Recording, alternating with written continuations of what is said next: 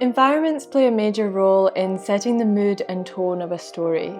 By creating captivating scenes and backgrounds, we can communicate so much atmosphere and invite the viewer into our own little worlds.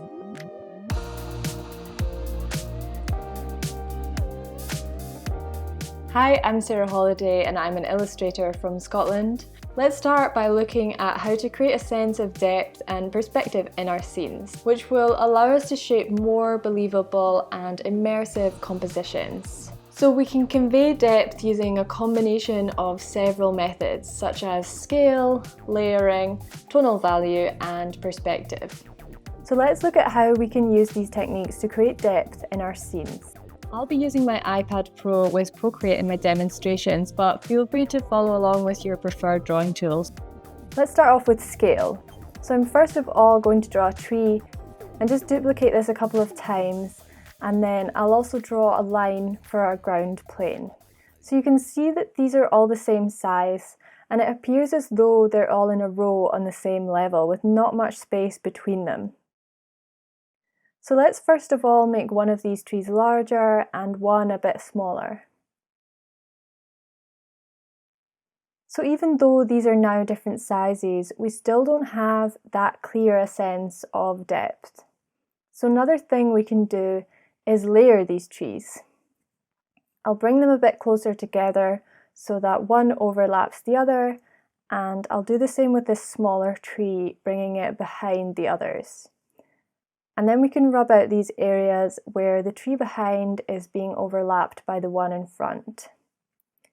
So we can start to see now that there's a hierarchy of placement with the larger tree in front and the smaller tree behind. So we have some perspective starting to form here, but they do still look kind of flat, as if they're pieces of paper placed on top of one another. There's no real sense of space between them yet. So another way to enhance depth is to use tonal value. So that's how light or dark in tone they are. So I'll colour each of these trees in black. And then I'm going to lighten that furthermost tree quite a lot, and then I'll lighten the mid-range tree a little less. So as things move further and further away from us, they become duller and lighter to our eyes, because there are more air particles in between our vision and the subject, which obscures the colours and values. And this phenomenon is known as atmospheric perspective. So you can see now with this combination of scale, layering, and atmospheric perspective, we've managed to achieve a very basic illusion of depth. So now let's move on to look at some basic perspective tools which can help us enhance depth in our environments even more. When it comes to working with landscapes and perspective in general, one of the first things we want to do is identify a horizon line. The horizon line is basically the line that separates the sky from the ground.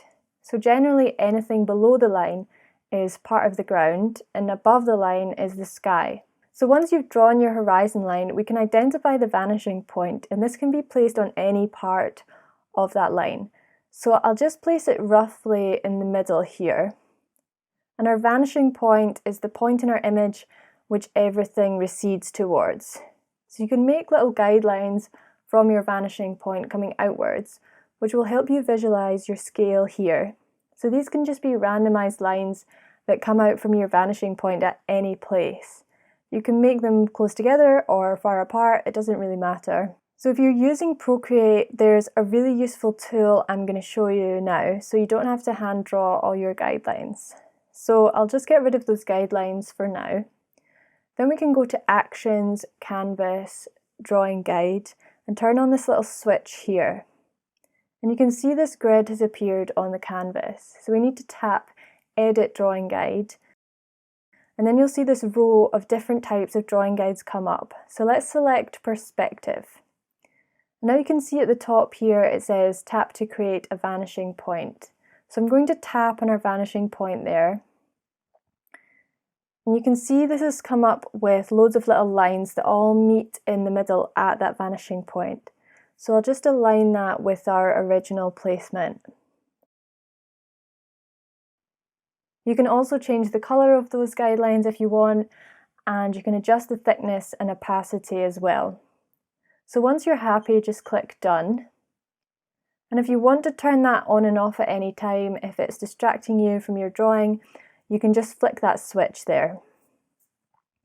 So we'll keep these on for now, and we can use these lines as guides. So I'll firstly draw in quite a small tree close to my vanishing point. So if we imagine a tree of the same size as this one brought towards us, then we can follow along those same lines and roughly draw that in further from the vanishing point. So you can see how those guidelines are much more spaced apart the further away from the vanishing point they are, meaning that objects will appear much larger the further from the vanishing point they are, compared to objects of the same size which are close to the vanishing point. So if we draw another tree midway between these two, it further emphasises that distance and depth.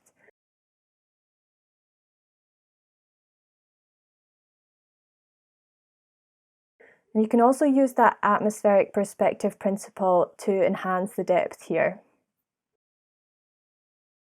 So the fun thing about drawing landscapes and natural scenes is that as long as we have these main concepts in mind, we don't have to particularly worry about whether the perspective is totally correct or not, because we can get away with a lot more compared to drawing architectural or interior scenes. So don't worry too much once you have a kind of rough sense of perspective. As long as you adhere to the basic principles, you'll probably be fine. So you can show different sizes of elements and in pretty random placements. And because we have some basic perspective defined already, we can randomize our sizes and shapes of our subjects without being too precise or mathematical about it.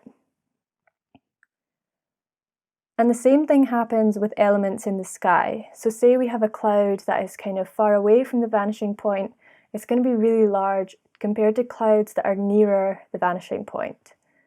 And things become much more bunched up as they reach the vanishing point because the space appears more compact. So by having these elements coming towards us in the sky as well as the ground, it creates a really immersive experience of depth. And if you want to draw a curving river or a path or something, you can just draw out some basic guidelines that you want the path to follow. And then you can just draw this curve within those guidelines. And the curve will become more and more bunched up as it moves towards the vanishing point. So you can see that the gaps between these curves are quite large in the foreground, and they then become smaller and smaller until they're really bunched up towards that vanishing point. So it's helpful if you roughly draw out these guidelines first, and then you can draw over that with a bit more confidence. And also remember, if this is a path or a river, it'll appear really thick in the foreground and then it'll gradually become thinner and thinner as it nears your vanishing point.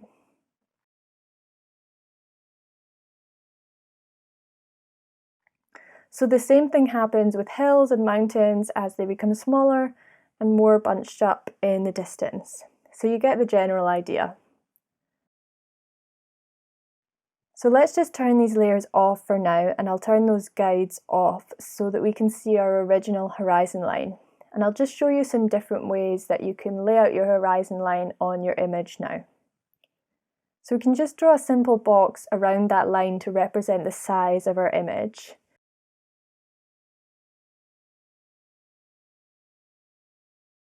So you can see here our image is split in half by that horizon line. And this creates quite a balanced, symmetrical scene, especially if we have the vanishing point halfway along that line.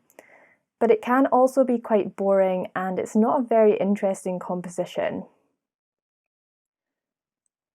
So I like to either have my horizon line a little bit above or below the midline because I think it creates a bit more interest, but it's still not too extreme.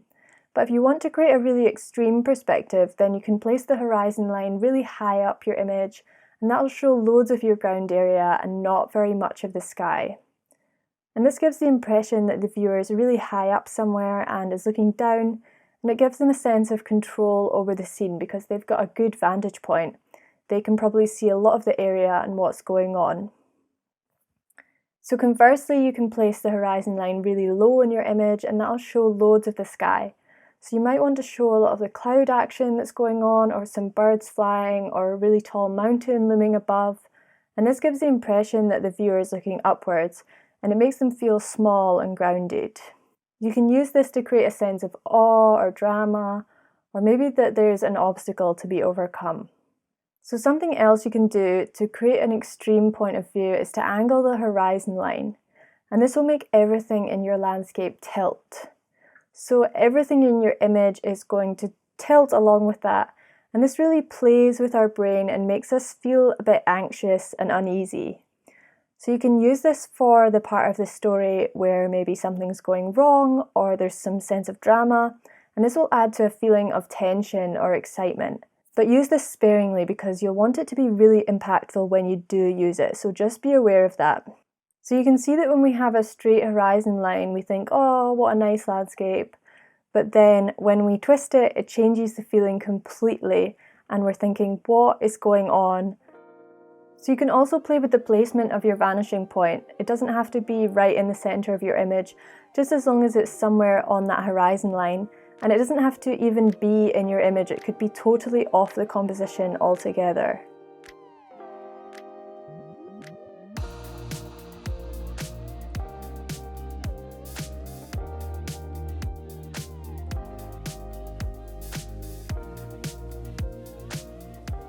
Thanks for watching. If you enjoyed this video, feel free to like and subscribe to stay up to date on all of our latest videos.